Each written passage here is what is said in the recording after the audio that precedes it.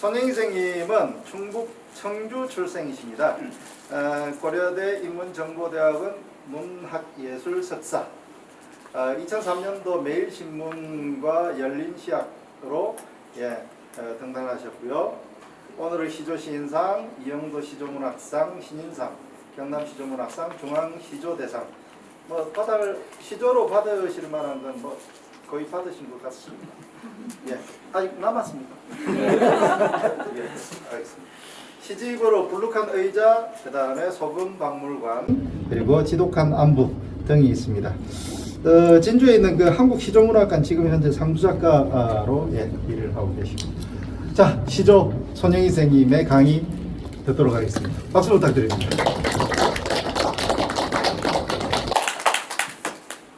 안녕하세요. 너무 반갑습니다. 제가 오늘 이야기할 것은 왜 시조인가라는 제목으로 여러분들과 함께 시조를 쓰자라는 그런 당부도 드릴 겸 해서 오늘 시조에 대해서 이야기를 좀 해볼까 합니다. 제가 20년 전에 등단을 했는데요. 그때 제가 시조를 쓴다 이러면 사람들이 왜 시를 안 쓰고 시조를 쓰느냐 이렇게 저한테 물어보더라고요. 근데 그때는 그냥 무심코 넘어갔는데 시간이 지나고 보니까 사람들이 시조에 대해서 잘 모르는구나. 그리고 시조에 대한 어떤 편견 같은 것이 있구나 이런 생각을 좀 하게 됐습니다. 그때 저 역시도 마찬가지였고요. 제가 시조에 대해서는 교과서에서 배웠던 그 고시조가 전부인 줄 그렇게 알고 있었습니다. 그리고 또 시조는 너무 고답적이고 또 음풍농월이다. 그리고 또 어른들이 창으로 부르는 게 다다. 그게 이제 시조인 줄만 저도 알고 있었거든요. 그런데 어느 날 진주 화요문학회에서 제가 시를 공부하고 있었을 때 이유걸 선생님을 한번 초청한 적이 있습니다. 그래 그분이 자기 대표작과 여러 이제 시조를 거기 와서 이야기를 해주셨는데 그때 제가 본 시조가 그 원고에 실린 팽이라는 작품입니다. 이 팽이 한번 우리 같이 한번 읽어볼까요? 네, 시작. 서라 가혹한 뇌여 무지개가 보일 때까지 나는 곳곳이 서서 너를 증언하리라. 우수한 고통을 건너 피어나는 접시꽃 하나. 이게 제가 2000년대 공부하면서 처음 접한 시조였는데 이 작품은 이미 80년대에 나온 작품입니다. 그러니까 저는 그때까지도 전혀 시조라는 시조가 이렇게 쓰여질 수도 있구나 하는 것을 그때 처음 알았던 거고요. 그래서 나도 모르게 시조가 이렇게 쓸 수 있다면 나도 시조를 한번 써보고 싶다 이런 생각을 갖게 됐습니다. 그러니까 내가 모르는 사이에 시조는 고시조의 예틀을 벗고 새로운 전원과 형식과 소재를 담아 창작되고 있었고 현대시조라는 새로운 이름의 문학 장르를 형성하고 있었던 것입니다. 그러니까 제가 알고 있었던 시조는 고시조였고 근데 그 현재 우리가 쓰고 있는 시조는 고시조의 어떤 틀을 벗어버리고 현대시조라는 이름으로 지금 창작되고 있는 겁니다. 시조는 그 연원을 향가에서 찾는 분들도 있습니다. 향가는 신라시대에 그 향찰이라는 그 이두 이제 들어보셨죠? 네, 그 향찰이라는 표기를 가지고 썼던 그 향가인데 시조는 고려말 사대부 양반들이 즐겨 창작하기 시작했고요. 조선시대 그러니까 조선시대 500년 동안 꾸준히 이어오다가 조선 후기에는 일반 서민들도 쓰기 시작했습니다. 물론 이제 한글이 그 역할을 많이 했겠죠. 그리고 이 양반들은 그러니까 풍자와 해악이라는 그런 모티브를 가지고 사서시조를 또 쓰기 시작했습니다. 그래서 쭉 이어왔던 게 조선시대에 이제 그 고시조로 불리던 시조는 김천택의 청구영원 그리고 가곡원류 또 해동가요에 실려 있습니다. 근데 이 시조는 사실은 이것은 노래 가사였습니다. 시조는 노래 가사였다는 말을 많이 들어보셨죠? 네, 우리가 창으로 불려질 때 그 바탕이 되었던 그 가사가 바로 시조였다고 이렇게 보시면 될 것 같습니다. 시조라는 말은 시절 가조라는 말에서 줄여서 우리가 주로 시조라는 말을 쓰는데, 이 시조는 이세춘이 시조시에 새로이 장단을 붙였다라는 이야기가 그 석북집이라는 데 나오는 것입니다.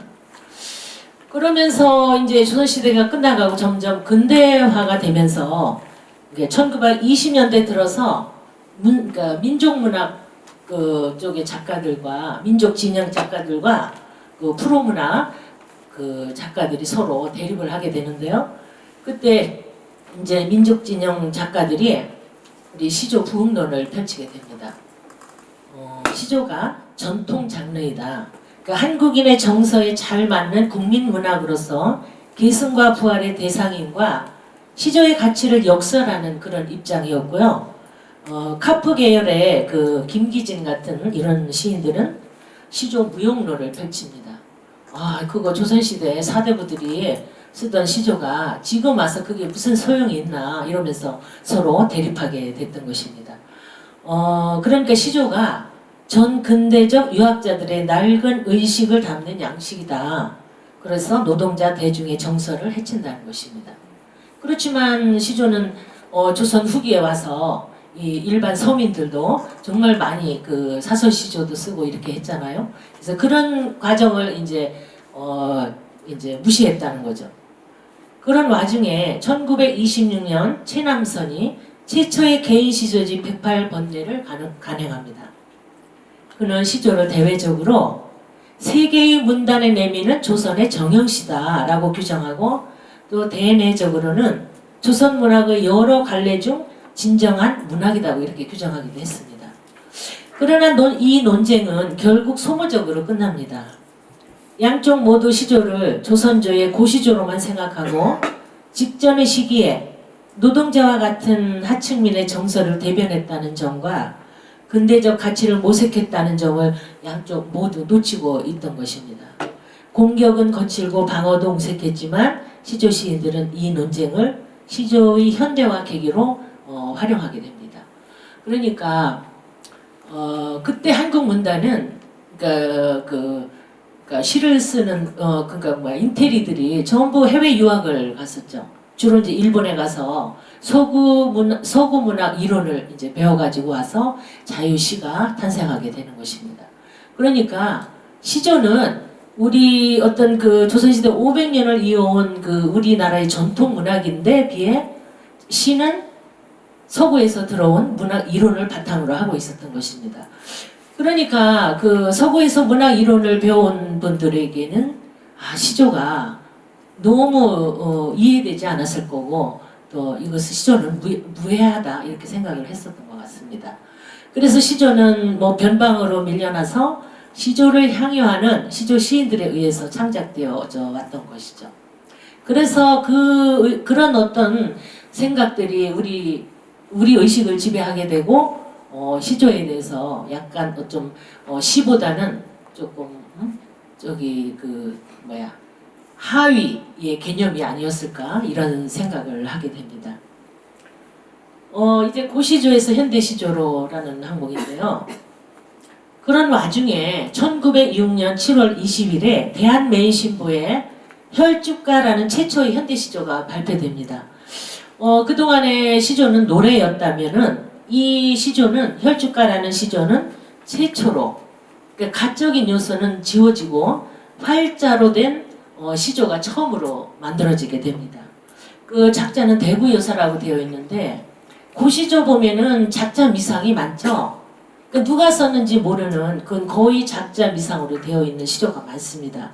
그리고 특히 대구여사라고 하는 거 보면 여자분인 것 같은데, 그때 뭐 여자로서 당당하게 내가 시조를 발표할 수 있는 그런 여건도 안 되었을 거고, 그래서 이름이 그냥 대구여사로 되어 있습니다. 그래서 7월 21일을 한국시조신협회에서는 시조의 날로 정해서 서울에 있는 조계사에서 행사를 하고 있습니다.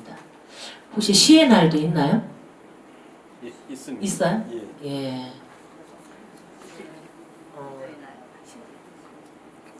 이후 현대 시조는 많은 거장의 등장과 그들의 문학적 성취로 큰 발전을 이룹니다. 전술한 바와 같이 시조를 계승과 부활의 대상임을 강조한 염상섭, 손진태, 양주동, 이은상 이후 가람 이병기는 시조는 혁신하자. 그러니까 동아일보 1932년에 실려 이 시조는 혁신하자라는 글을 실었는데요. 이때 이제 우리가 지금 쓰고 있는 그 현대 시조의 그 유기적 구조가 이제 만들어지게 됩니다.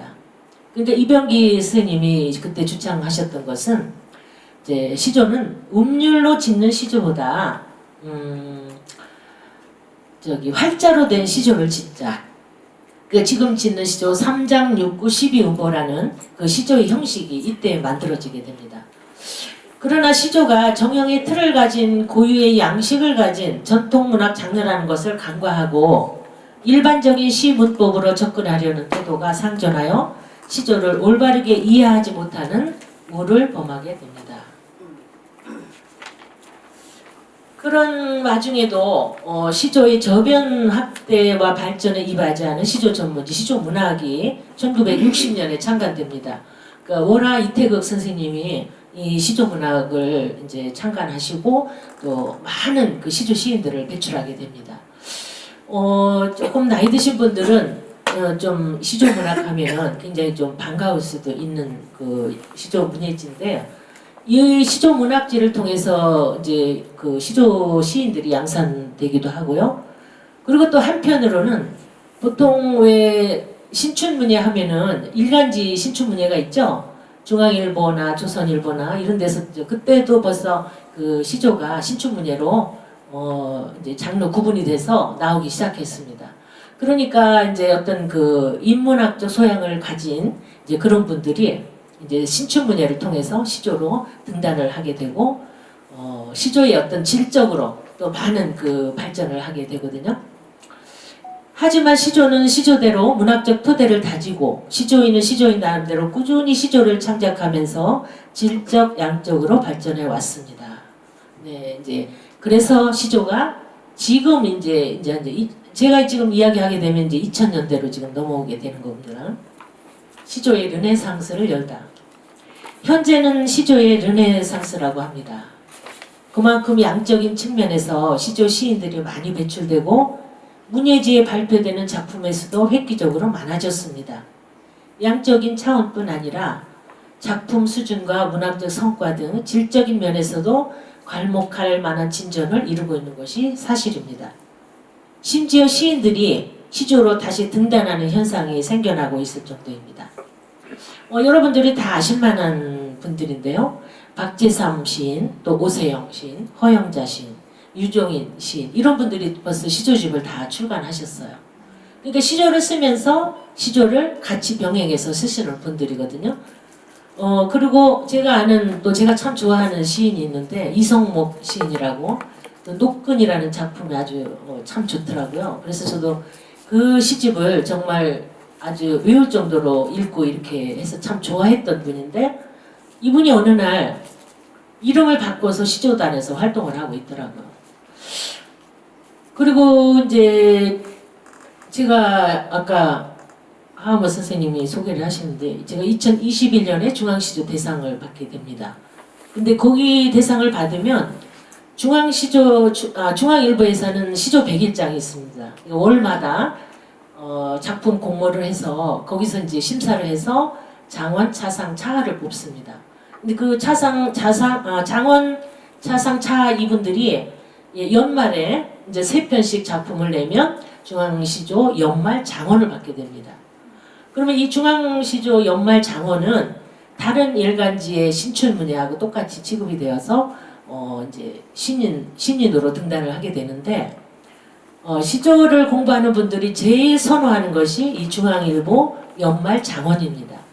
왜냐하면 가장 권위 있고 제가 받아서 그런 건 아니고요. 중앙시조 대상하고 이 중앙신춘 시조가 제일 그래도 시조단에서는 권위 있는 상이고 또 알아주는 그런 상입니다. 왜 제가 이 얘기를 하냐면 이제 월 장원 심사를 하고 보면 장원 차상 차를 뽑잖아요. 그러면 저희가 일단 검색을 해봅니다. 왜냐하면 이분들이 혹시 다른 데로 등단을 하고 또 응모를 한 것이 아닌가를 걸러내기 위해서요. 왜냐하면 여기에는 일단 시조로 등단을 했으면 여기 응모할 자격이 없거든요. 그래서 검색을 하면 이상하게 이분들이 전부 시로 등단을 해서 공부를 하시는 시조에서 시로 활동을 하시는 분들이 다시 중앙일보 이 시조 100일장에 응모를 하십니다. 그래서 저는 이분들이 왜 이런 현상이 일어날까를 좀 생각해 봤습니다. 물론 이제 시조 시인들이 그만큼 많이 늘어나면서 질적으로 많이 이제 향상이 됐기 때문에 시와 시조를 구분한다는 것 자체부터가 좀 무의미한 그런 현상이 일어나고 있거든요.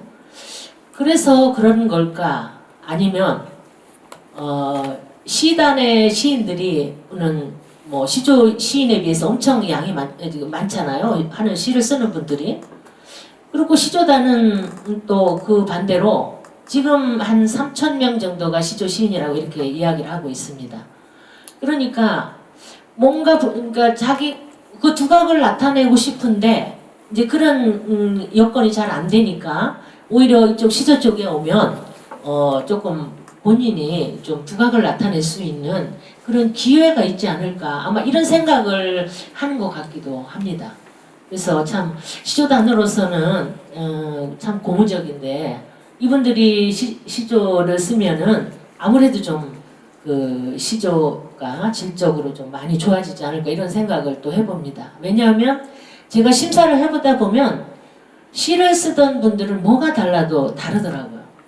뭐 어떤 그 현대적 감각이라든지 어떤 뭐 비유적 표현이라든지 그런 어떤 그 시적 감각이 시조만 쓰던 분들하고는 확연히 차이가 납니다. 그래서 참 뭐 좋은 일이긴 한데 한편으로는 시조의 어떤 그 전통성, 말하자면 전통적인 시조가 조금 뭔가 좀 이렇게 흐트러지는 것이 아닌가 하는 그런 우려의 생각도 갖고 있습니다. 왜냐하면 지금 2000년대 그 시조로 등단하는 시인들은 학교에서 대학에서 박사 논문을 받거나 또 석사 학위를 받고 정말 그 아주 지적으로 그 향상된 많은 그 젊은 시인들이 요즘 시조로 많이 등단을 하거든요. 그래서 시조를 읽다 보면 이게 시조인가? 시조가 왜 이렇지 하는 생각이 들 때도 있습니다. 그래서 그만큼 시조가 지금 시보다 한층 앞서가는 게 아닌가 하는 그런 이제 우려 반, 뭐 또 기대 반 이런 식으로 지금 시조단이 형성되고 있습니다. 그리고 또 그래서 여기 유성호 선생님이 어떤 말을 하셨냐면 시조의 무지한 분들이 아직도 중세주의 낡은 연장으로만 시조를 바라보면 안 된다 이런 말씀을 하셨습니다. 이 유성호 시인은 이제 평론을 하시는 분이잖아요. 근데 지금 그래서 시조 평론이 전혀 2000년대 전에는 평론하는 분들이 한 번도 없었습니다. 시조 평론.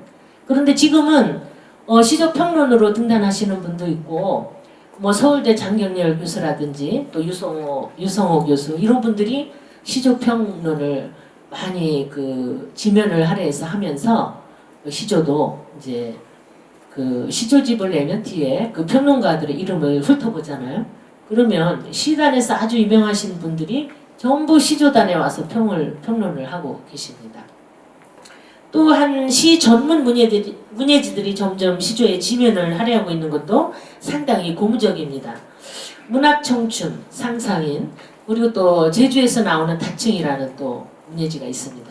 이들이 처음에는 그냥 시조를 끼워넣기 식으로 이렇게 싣기 시작했는데 요즘은 뭐 시 반, 시조 반 아니면 같이 묶어서 그냥 시 이렇게 해서 그 시조를 싣고 있거든요. 그리고 또 그 시인동네라고 아시죠?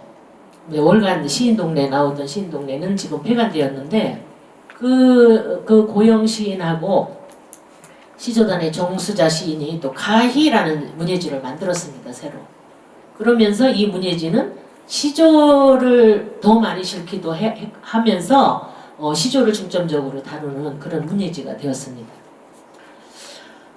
이런 현상들을 또 제가 한편으로는 자본주의 논리로 또 이렇게 해석할 수도 있겠구나라는 생각을 우리가 해볼 수도 있잖아요. 왜냐하면 시조단에 이제 그만큼 시조 시인들로 많이 늘어났고 또 시조상이 또 많습니다. 그 상을 받으면 또 뭘 하겠습니까? 시조집을 내겠죠, 그죠?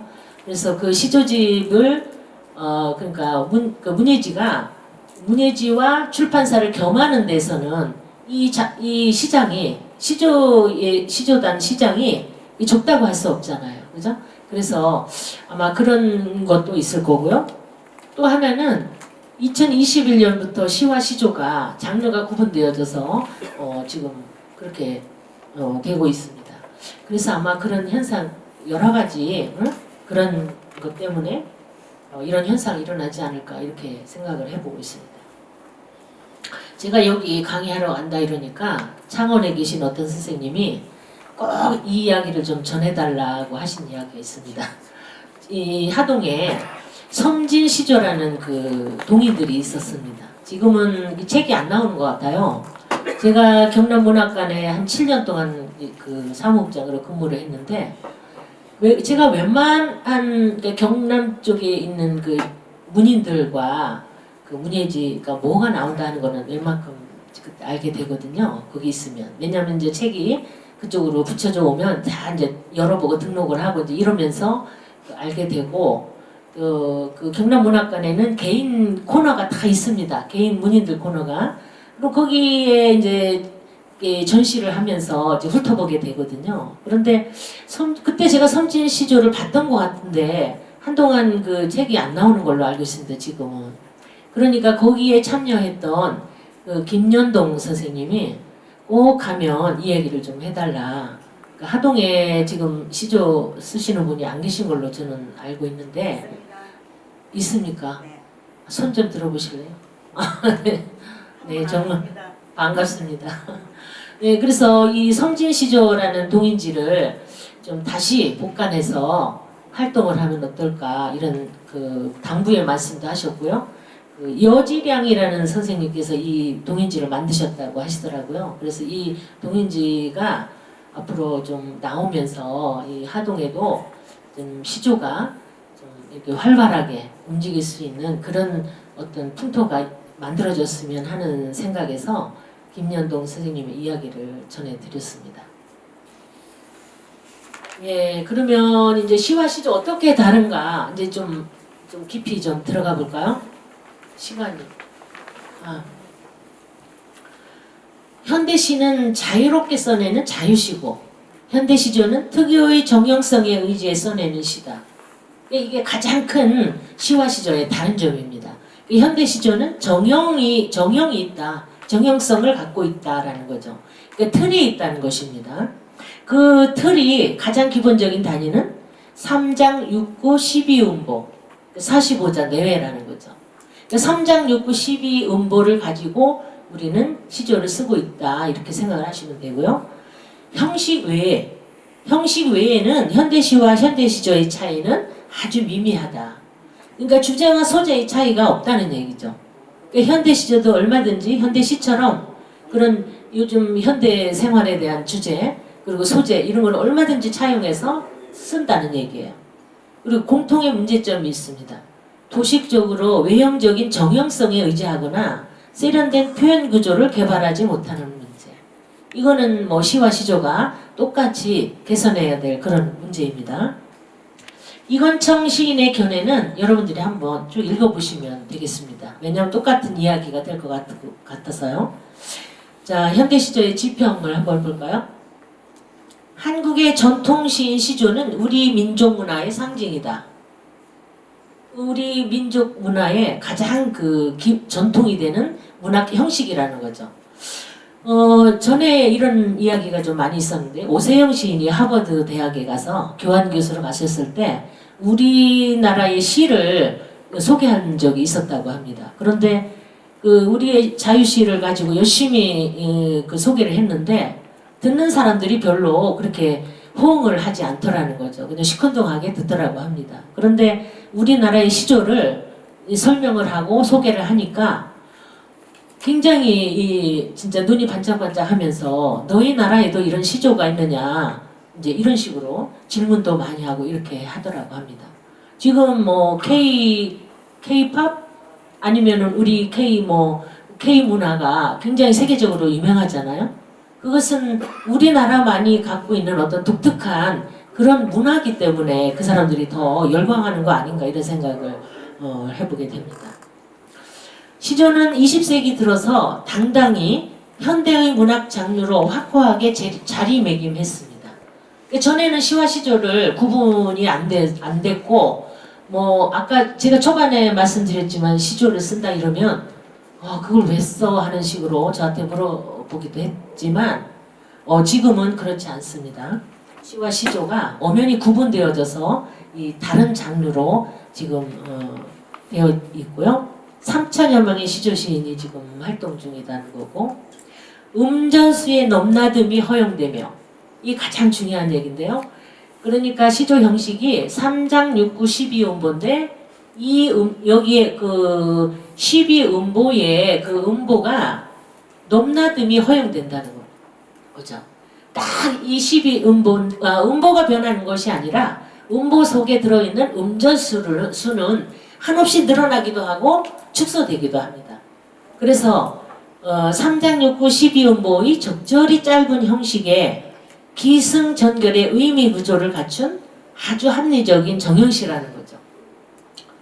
시조는 정형시며 비정형시다. 또 임금초 시인이 이런 말씀도 하셨습니다. 왜냐하면 정형시이되 비정형시. 우리가 틀이 있으면 틀은 깨라고 있는 거죠. 벽이 있으면 어떻게 해요? 벽을 부숴야 되잖아요. 그죠? 그러니까 시조의 형식이라는 것에 너무 구애받지 말고 이 시조 형식을 어떻게 운영해서 나만의 시조를 쓸 것인가를 고민해야 된다는 얘기입니다. 영국의 그 영시도 사실은 정형시였습니다. 그런데 이 정형시를 정형률을 유지하고 있었는데 셰익스피어 또 밀턴, 호킨스 같은 이런 자유 시인들이 시의 변형을 가져와 시적 도약을 추구합니다. 기존 형식의 균열을 줌으로써 한 단계 도약하게 됐다는 것이죠. 그래서 그 셰익스피어의 그 시가 어떤 정형이 있으면서도 그 정형을 뛰어넘는 어떤 그런 시적 도구가 한 단계 도약하게 됐다는 이야기입니다. 시조는 3장 6구 45자 내외라는 큰 틀 속에 모두 12음보인데 한 음보의 글자 수가 한두 자 모자라더라도 음보를 지키면 무방하다고 보는 융통성이 있습니다. 그러니까 시조를 여러분들이 만약에 시조를 한번 써보자 싶어도 앞을 가로막는 것이 뭐죠? 형식이라는 거잖아요. 그죠? 그 형식 속에 시조가 갖고 있는 형식 속에 내가 쓰고자 하는 뭔가를 집어넣으려고 하다 보면 안 되는 거죠. 뭔가 모자라기도 하고 넘치기도 하고 하니까 도저히 이 형식에 집어넣을 수가 없어요. 예, 시조를 좋아하는 몇 가지 이유는 제가 책에서 발췌한 거니까 한번 쭉 읽어보시면 이요한 시인이 왜 시조를 좋아했을까라는 것을 느끼게 될 것 같고요. 이제 한 가지만 더 이야기하고 실제로 한번 시조를 읽어보도록 하겠습니다. 하버드대에서 역시 그 시조를 강의하시는 분이 있습니다. 데이비드 맥켄 교수라는 분이 계신데 이분이 시조를 너무 좋아하셔가지고 거기서 이제 시조를 아주 강의를 하시는 분인데 이분이 시조에 대해서 이렇게 얘기를 했습니다. 우리의 시조가 일본과 중국의 시조를 뛰어넘는 놀라운 시다. 이렇게 얘기를 했습니다. 그리고 세 문장으로 이루어진 한국의 시조가 일본의 하이쿠와 같이 왜 널리 알려지지 않은 것일까? 라는 그런 의문을 가졌다고 합니다. 총 이제 그 시조의 한 수의 시조 글자 수가 43자에서 45자가 됩니다. 그 45자의 의문을 갖는 일정한 형식 속에서도 종장을 변형시킬 수 있는 장점으로 하이쿠보다 더 많은 내용을 담을 수 있다고 봤기 때문입니다. 그는 미국 학생들은 매년 하이쿠의 날을 통해 일본 문학에 관심을 갖는다며 미국에서 시조가 확산되면 시조의 날도 생길 수 있지 않을 것인가 라고 전망을 했습니다. 그만큼 이 외국인이지만 우리의 시조의 굉장히 그 장점을 잘 아시면서 이 시조를 그 널리 알리기 위해서 굉장히 고군분투하시는 분이고 본인도 직접 시조를 쓰고 이렇게 하시는 분입니다. 여기 하이쿠라는 말이 나오는데요. 우리가 시조 얘기를 하면 하이쿠 이야기를 안 할 수가 없습니다. 하이쿠는 일본의 정형시죠. 그리고 중국의 정형시는 한시죠, 한시. 한시는 뭐 오원절구, 뭐 칠원율시 이런 어떤 형식을 갖고 있고요. 그래서 각 나라마다 자기의 어떤 고유한 정형시가 있습니다. 그리고 또 유럽에는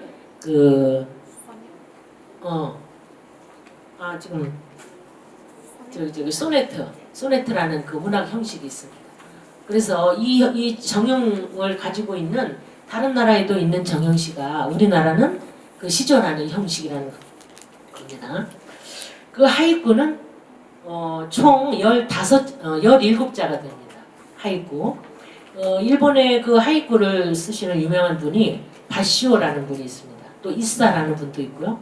근데 이 바시오라는 분이 쓴 시조 그 하이쿠를 한번 읽어보면 고요한 연못, 개구리 뛰어드는 물소리 퐁당 이것이 하이쿠입니다. 그 하이쿠는 어떤 순간에 어떤 찰나의 그 이미지를 포착해서 이렇게 하이쿠를 짓는 거죠. 그런데 이 하이쿠는 전 세계적으로 유명해서 그 일본에 가도 뭐 어디 미국에 가도 그 몇몇이 모이기만 하면 하이쿠를 짓습니다. 그래가지고 서로 거기서 낭송을 하고 서로 이제 해서 이제 감상을 하고 이러는 게 이제 하이쿠인데 이 우리나라의 시조는 하이쿠에 비하면 좀 길죠. 3장이 되니까 초장, 중장, 종장 이래서 3장이 되니까 하이쿠보다는 길지만 그 대신에 우리 시조는 어떤 많은 이야기를 그 짤막한 형식 속에 더 많은 이야기를 담을 수 있다는 그런 장점이 있습니다. 그래서 요새는 그 시조 시인들이 번역 시조집을 많이 내고 있습니다. 그러니까 뭐 일본어, 중국어 뭐 또 이렇게 해서 그 하이쿠 번역 시조집을 내서 저기 대사관 이런 데도 보내고 이렇게 해서 이제 아주 시조를 좀 세계적으로 좀 알려보자 하는데 굉장히 노력을 많이 하고 있습니다. 제가 몇 시까지 해요? 선생님? 뭐한 7시까지인가요? 아직도 시간이 많이 있네요. 그러면 네, 시조 몇 편만 읽어보고 마치도록 하겠습니다. 현대 시조 읽기에 제가 고시조를 하나 넣습니다.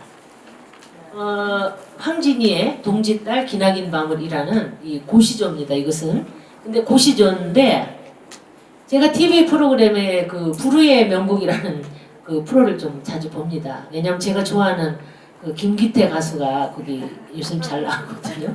제가 우연히 싱어게인을 보다가 그분 목소리에 반해가지고 제가 그분 아주 찐 팬이 됐는데 그분이 요즘 그 불후의 명곡에 자주 나오시더라고요. 그래서 노래 듣는데 작품 시에도 불후의 명작이라고 우리가 이야기할 수 있잖아요.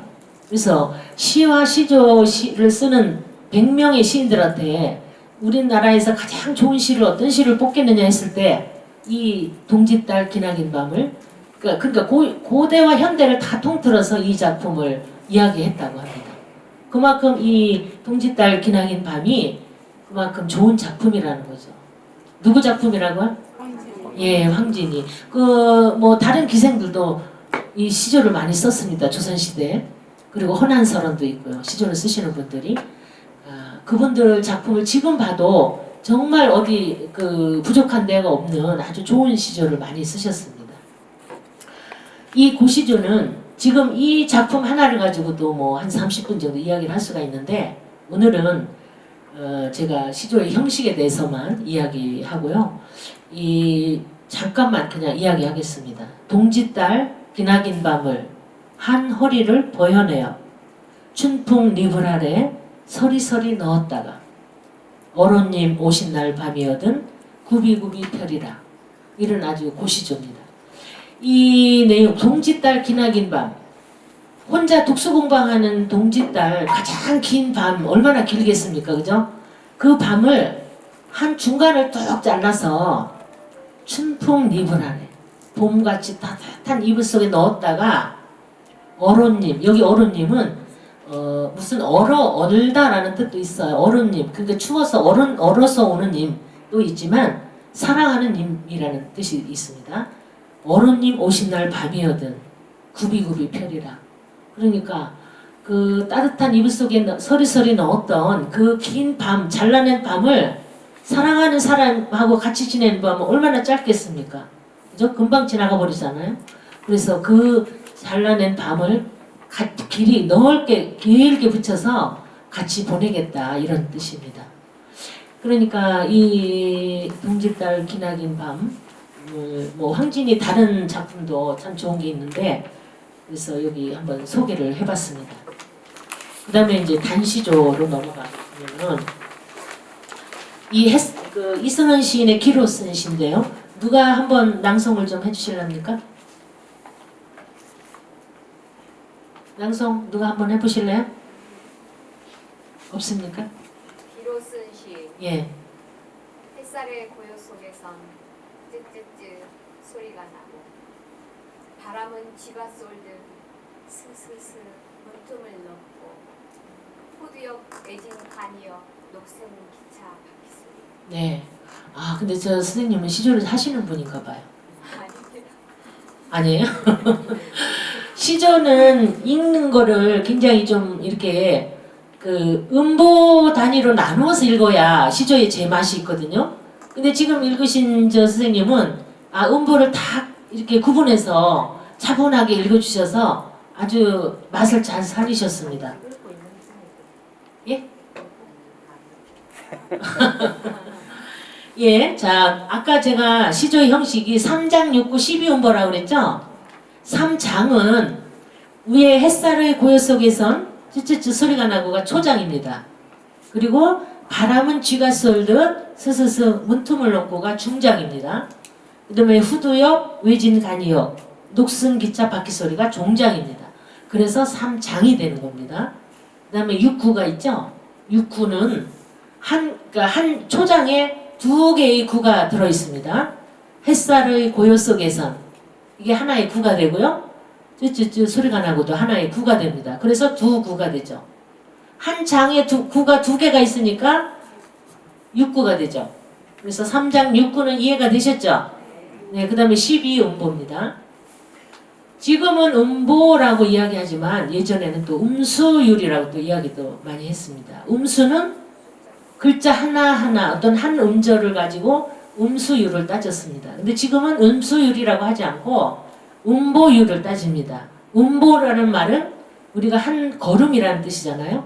그러니까 한 발자국 할 때마다 한 음보가 되는 겁니다. 그러니까 음보는 의미 단위로 이해를 하시면 돼요. 그러니까 한 음보가 두 자가 될 수도 있고 세 자가 될 수도 있고 늘어나면 5자까지도 가능합니다. 그러니까 우리가 교과서에서 배웠던 3434, 3434, 3543 왜 그 3, 4를 2, 5가 될 수도 있고 4, 4가 될 수도 있고 뭐 3, 5가 될 수도 있고 그렇게 넘나듦이 가능하다는 겁니다. 그래서 음보는 음보율이 여기서 12음보라고 그랬죠. 햇살이가 한 음보가 되고 고요 속에서 또 한 음보가 됩니다. 그 다음에 쯔쯔쯔 이것도 한 음보가 되고 소리가 나고 이것도 한 음보가 되죠. 그래서 한 장에 4음보가 됩니다. 4음보가 3장에 걸쳐 있으니까 어떻게 돼요? 12음보가 되죠. 네, 이해가 되시나요? 네, 12음보가 됩니다. 그런데 여기서 가장 중요한 것은 종장에 이 후두엽이라는 말 있죠. 이게 몇 자예요? 네, 세 자는 변하면 안 됩니다. 이거는 고정이에요. 시조에서 종장에 이 세 자가 틀리면은 보도 안 하고 던져버립니다. 그러니까 저희가 중앙시조 그 심사를 할 때도 이 음보가 안 맞는 것은 이 시조에서는 이거 허용이 안 되잖아요. 그러니까 글자 수가 뭐 서로 뭐 늘어난다 해도 그거는 음보가 맞으면 상관이 없어요. 그런데 음보가 안 맞는다. 뭐 음보 그러면 이것은 그 심사에서 제외되기도 합니다. 그러니까 음보를 가장 중요하게 여긴다는 걸 알아주시기 바라고요. 여기 후두역, 외진 간이역 이것이 이제 그러니까 종장의 두 음절이잖아요. 종장의 후두역 이건 변하면 안 되고 외진 간이역 두 번째 음보가 다섯 자에서 일곱 자까지 허용이 됩니다. 그러니까 외진 간이역을 뭐 외진 무슨 간이역 이렇게 해서 일곱 자를 써도 되고 어떤 분들은 여덟 자까지도 괜찮다 이렇게 얘기하시는데 제가 시조를 쓰는 입장에서는 일곱 자, 다섯 자에서 일곱 자가 가장 잘 어울리는 음보가 되는 것 같아요.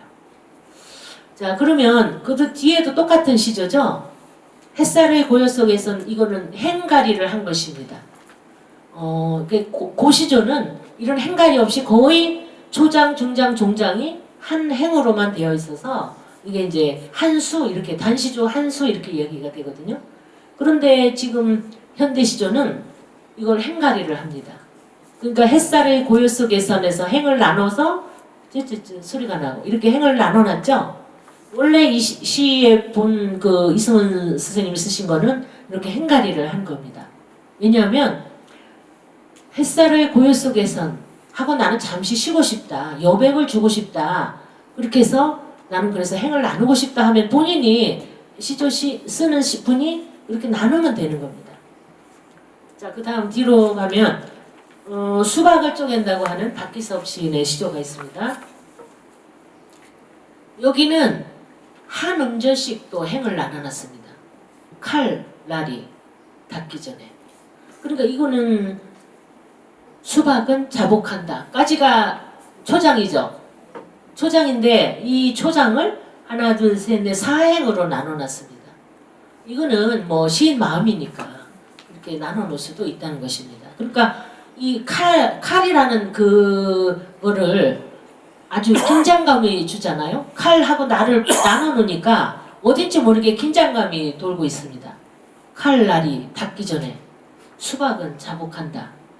이것이 이제 박기섭 선생님의 수박을 쪼갠다고 했고요. 맨 밑에 뱉어낸다 하면서 줄을 그어놨죠. 이 시인이 그 시를 뱉어내는 어떤 그 모양을 좀 더 이렇게 아주 생동감 있게 표현하기 위해서 이 줄을 그어놨습니다. 그래서 이제 이런 식으로도 시조를 쓰고 있습니다. 다음에 연시조. 이 연시조는 보통 이제 그 시조의 어떤 그 아주 단시조를 또 고집하시는 분이 있습니다.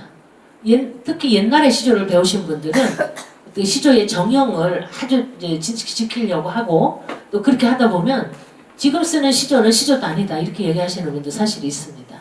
왜냐하면 아주 전통을 정말 중시하시는 이런 분들은 시조를 막 이렇게 흐트러 놓으니까 이게 무슨 시조냐 하면서 이제 좀 안 좋아하시는 분들도 있습니다.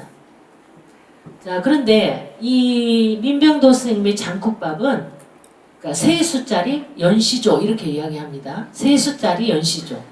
이게 우롬의 뼈가 다 녹은 청도 장날 난전에서 설음을 붉게 우려난 장국밥을 먹는다. 이것이 이제 한 수짜리죠. 그 다음에 5원짜리 그게 두 수고 네 미처가 이제 세 수로 된 연시조라고 이렇게 보시면 되겠습니다. 그러니까 이것은 그 기본 시조의 형식을 잘 지켜서 이렇게 쓰신 겁니다. 자, 뒤로 넘어갈까요? 그 다음에 낙동강 우르게게라는 강현덕 시인의 이게 창원분인데요. 지금은 이제 서울에 계시는 분이 또 이런 낙동강 우르게게라는 작품이 있고요. 그 뒤에 이것은 이제 불회옥잠이 핀다는 제 작품입니다. 좀 서운하기도 하고 해서 제가 제 작품을 하나 끼워놨어요. 이 작품은 그냥 두 수가 1로 돼 있고 2에 두 수가 돼 있죠. 그러니까 네 수짜리 연시조인데 제가 1과 2로 나눠놨습니다. 이것은 왜 그랬냐면 1의 그 두 수만 따로 떼어놔도 의미가 통하고 이쪽에 그 두 수짜리만 따로 읽어도 의미가 통합니다. 그렇지만 같은 주제로 이 불회옥잠이 핀다라는 그 불회옥잠을 가지고 어떤 그러니까 다른 내용으로 이렇게 두 수짜리를 연결해서 네 수짜리 연시조가 된 것입니다. 예, 이제 시간이 다 돼서 이제 그 현대시조 작품을 좀 더 많이 여러분들한테 소개해주고 싶었는데 너무 길 것 같아서 제가 뺐고요. 사서시조, 어시조만 설명을 하겠습니다. 사서시조는 보통 시조 중에서 중장이 가운데 장이죠. 중장이 일반적인 시조에 비해 비정상적으로 길어진 것을 의미합니다. 장시조 또는 장형시조라고 합니다. 근데 시조를 원래 쓰시는 분들은 사서시조는 시조로 취급을 안 하시는 분도 있어요. 그래서 사서시조를 쓰기 싫어하는 분도 있고, 그렇지만 또 사서시조 포럼 이래서 또 사서시조를 열심히 써서 또 책도 내고 하시는 분도 있고 그렇습니다. 그러니까 뭔가를 하나의 틀에 놓고 규정하기보다는 그러니까 시조를 그러니까 자유시처럼 아주 그 외연을 넓혀서 이렇게 이제 쓰자 이래서 하시는 분도 있거든요. 그래서 이제 그 시조가 사서시조, 어시조도 있다는 거 알아주시면 되겠고, 이제 마지막으로 제가 시를 쓰는 분들에게 아니면 시조를 쓰는 분들에게 아주 좋은 그 내용이 있어서 한번 읽어드리고 마치도록 하겠습니다. 한편의 시는 늘 그 자리에 익숙한 것들에 대한 배신에서부터 시작되는 것이다. 어제가 오늘 같고 올해가 작년 같은 이 지겨운 일상과 현상들을 어떻게 부술 것인가? 어떻게 짓밟고 어떻게 짓뭉개서 나만의 해를 뜨게 할 것인가? 시조는 이미 형식의 집이 있으니 새로움과 낯섦은 그 집에서만 가능하다. 음보와 구와 장이라는 틀만 맞추면 되는 것이 아니라 구와 구, 장과 장이 서로 잇고 당기고 그러면서 풀어주고 놓아주는 시조만의 맛을 살려야 한다. 여기에 시조 창작에 이중 고통이 있다. 이 힘든 작업의 일꾼으로 종신 고용된 나는 내게 주어진 천연 같은 역할의 버거움에 늘 절망하지만 결국엔 또 시조의 진경을 동경하며 어제의 낡은 내 시를 짓부수고 오늘의 새롭고 낯선 시를 쓰는 나의 밤은 지금 눈이 붓다. 그럼에도 써놓고 보면 또 초라하고 구차한 몇 줄 사적 삶의 변명이 되고 마는 것이니 이를 어찌할 것인가. 예, 시작 노트였습니다.